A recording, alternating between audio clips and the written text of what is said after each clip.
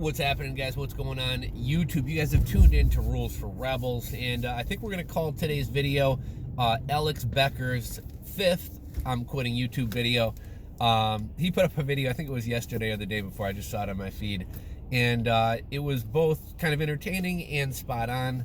And when I say Alex Becker's 5th I'm quitting YouTube video, I'm not necessarily trying to talk shit. Alex Becker himself was kind of mocking himself for the fact that he's put out like at least 3 or 4, possibly 5 I'm quitting YouTube videos. I actually remember I was on the train going to meet with a CBD company about doing their Amazon, their social media, and I literally remember sitting on the train on my way back from the meeting, seeing an Alex Becker video talking about why he's quitting YouTube. And this is probably like a little bit less than 2 years ago, and there's been a number of these that have come since then.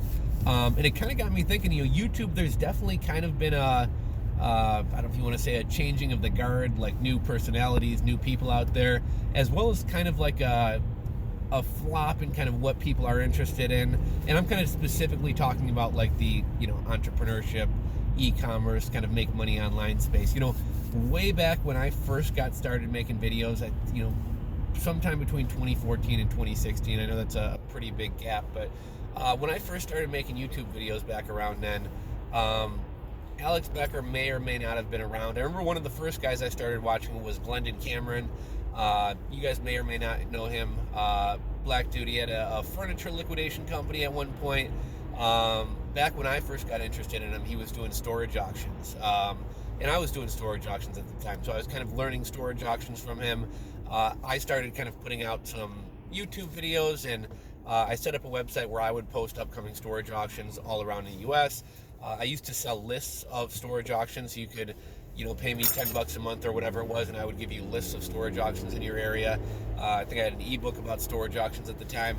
And, when you first get started on YouTube, you don't really have a direction. So you kind of like see what other people are doing, and you almost kind of take on other people's like personalities while you kind of try to find your own voice. And Glendon Cameron was one of the guys that I kind of like looked up to or kind of tried to copy a little bit when I first got started. And in another one, and actually what's kind of odd is Glendon Cameron is still around. Who's the other guy? Zero Flats Returns. Is some of you guys who've been around the entrepreneur Amazon world for a long time, you might remember Zero Flats Return used to have, like, I don't know if you want to call it like a course or a channel, but it was called Adventures on the River. Obviously the Amazon River, his channel was Adventures on the River, and it was all about selling on Amazon. And this is before 99% of people were selling on Amazon. And I used to like his channel, and I kind of tried to, and he's also into affiliate marketing, and he was also one of those guys that I kind of like looked up to and kind of tried to emulate a little bit. And both those guys are still around. I kind of lost track of Zero Flats Returns for a while, but somehow he popped up on my feed the other day, and I've been following him a little bit. And I don't really watch Glendon Cameron anymore, but I see a lot of his videos as well. And that was probably like 2014, 2015 era. Like 2016, 2017, you maybe had like the Tanner J. Foxes and the Dan DeSilvas, and I kind of forget other people who were kind of around during that time. But those were kind of the guys in the space, and I'm noticing like those guys kind of starting to fizzle out as well. Excuse me. Don't worry, you can't catch coronavirus through your phone screen, so you're safe. But I noticed like Dan DeSilva kind of has come and gone a couple times. The last I seen of him, he was making like binary options trading videos through some unregistered site in the Seychelles Islands or something like that. But I think he's kind of like fallen off of his dropshipping e-commerce Amazon thing. Tanner J. Fox was big on Amazon. I think he hasn't put out a video in a couple months. So it's just kind of interesting seeing things kind of change over. Like right now I'm seeing a lot of these like 16, 17-year-old like binary options traders who are kind of like big into make money space, a lot of drop shipping people. And where I'm kind of going with all this is Alex Becker, one of his kind of frustrations was he doesn't really necessarily have a whole lot of room to talk, just with all the wolf mug stuff and the cat earrings or whatever it was.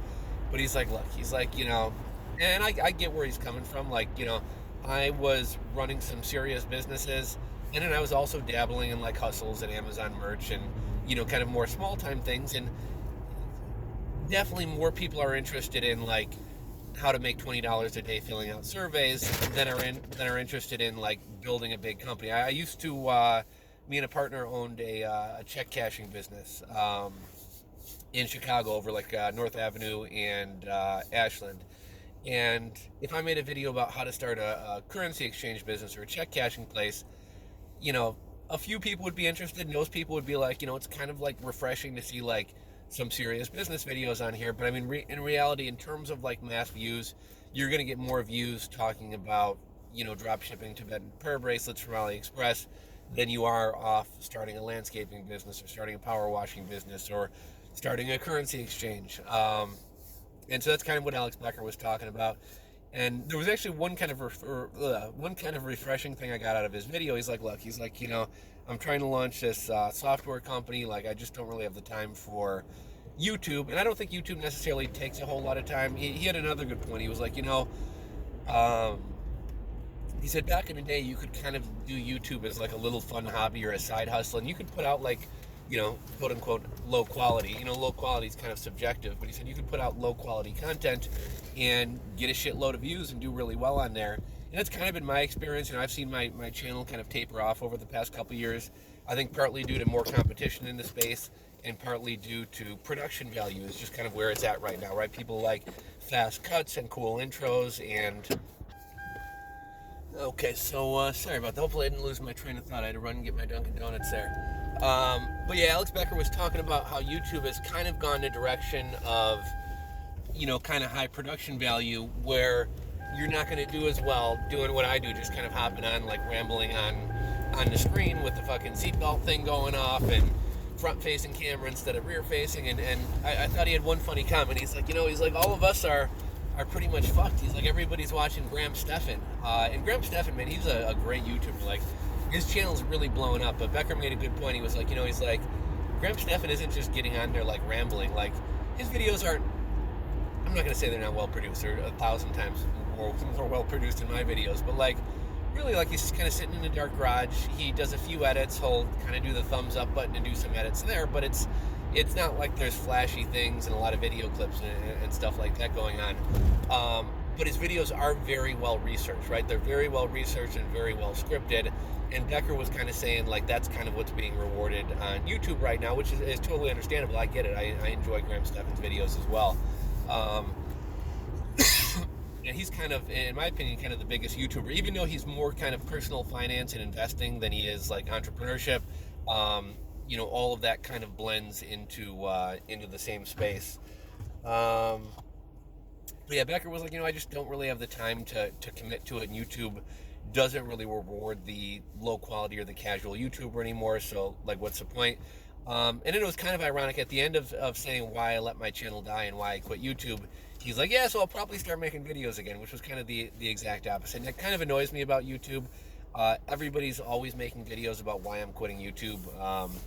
I don't really watch a lot of the mainstream or like pop culture YouTube guys, but like that fucking Fauci guy, man, it seems like the guy's quitting YouTube every 2 weeks. And people go for it and they get views, so I guess it works.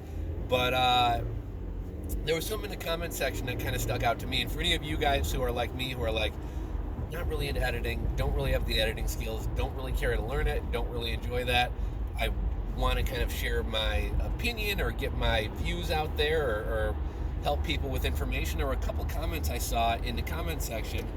There's one comment and several people kind of echoed it, and somebody was like, look, man, like, not everybody likes like these well-crafted, well-produced,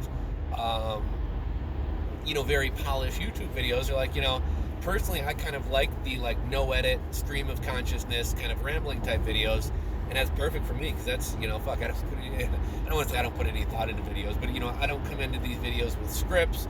Nothing really gets edited. If I'm 25 minutes into a video and I say something stupid or I fuck something up, I don't edit it and start over. I just cut the video and completely start from scratch, which may be good or bad, but it was kind of like inspiring to hear that some people do like the style of videos that I'm doing. And I saw a couple other people like, yeah, me too. So I thought that was kind of interesting. But yeah, I don't have a whole lot more to say on that matter, but I'd be curious to hear from you guys. Excuse me.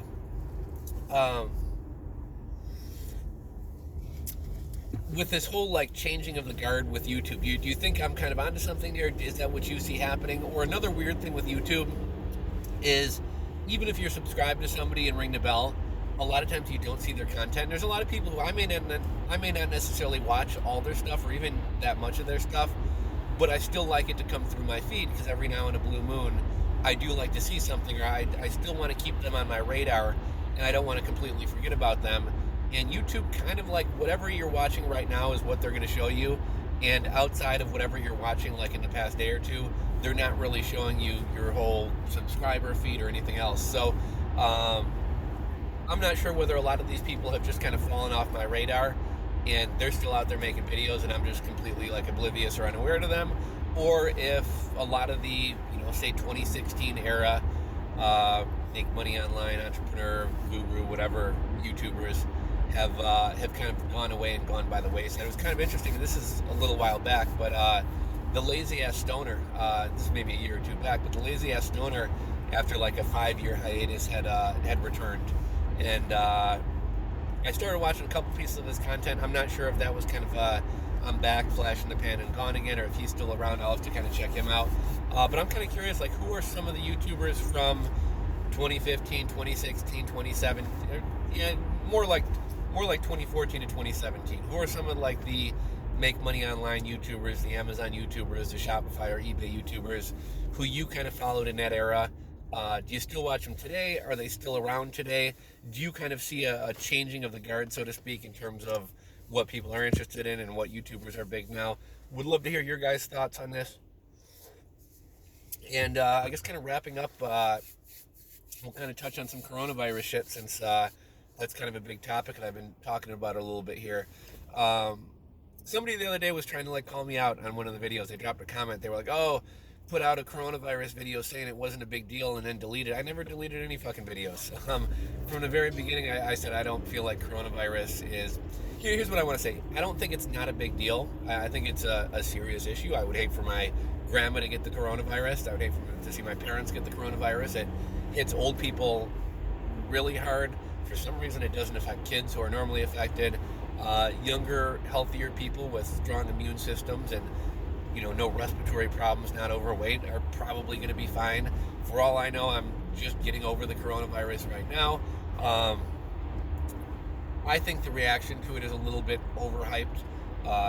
You know, you'd think the movie Outbreak was going on right now, and there was like some flesh-eating bacteria that killed you in one day and was highly, you know, transmittable. Like, you know, I don't think it's a non-issue, but I also think things are being a little bit overhyped. Shit, man, I woke up this morning, I think I posted in the community tab, I woke up this morning to see the NBA has suspended the season for the rest of the year. I was really surprised by that, although they had been talking about playing without fans. And I saw LeBron saying, like, fuck, man, I'm not going to play without fans. Like, that's fucking stupid. NCAA tournament is going on without fans.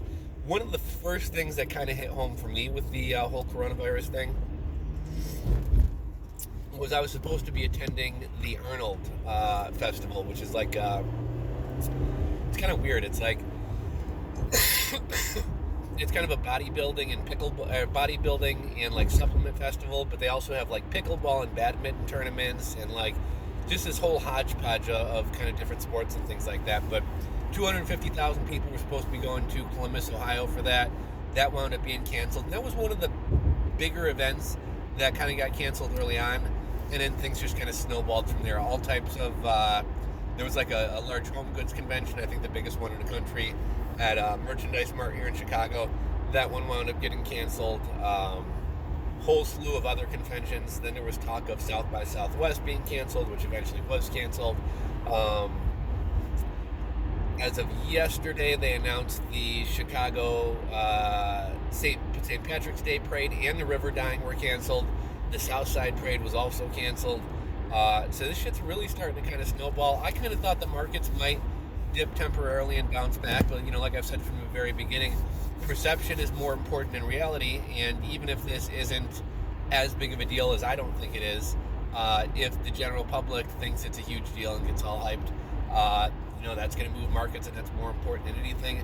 I'm kind of curious to see how real estate markets react to this, because obviously when people are worried about, you know, a lot of people have money in the stock market. The state of the economy affects people's job stability. If you work for an airline or a movie theater or a cruise company, if you work in pretty much any industry that involves being around a lot of people, hospitality, travel, that industry is looking really gloomy right now. And you probably don't feel too great about your job security. So will that, kind of affect people buying houses, and will this also hurt the housing market? I would assume so, although I'm guessing they'll probably lag behind, like the stock market's reaction to it. And I'm actually in the market to buy a house down in. A while back, I was looking at Charleston, South Carolina, and I don't want to say I got priced out, but it's just the value just wasn't there for me anymore. And so just recently, back in January, I was down in St. Pete, Gulfport, Tampa area, looking at properties down there, and it's still very affordable, but prices have gone up quite a bit there in the past months, years, etc. And if housing prices pull back a little bit, and I could pick up a good deal on a house down there, that would be thrilling. So even though my portfolio is kind of hurting right now, if housing prices come down, that would make my life a lot easier. So that's my rambling on the coronavirus. Alex Becker, would love to hear your comments. Drop them below, and I'll catch you guys on the next video. Later.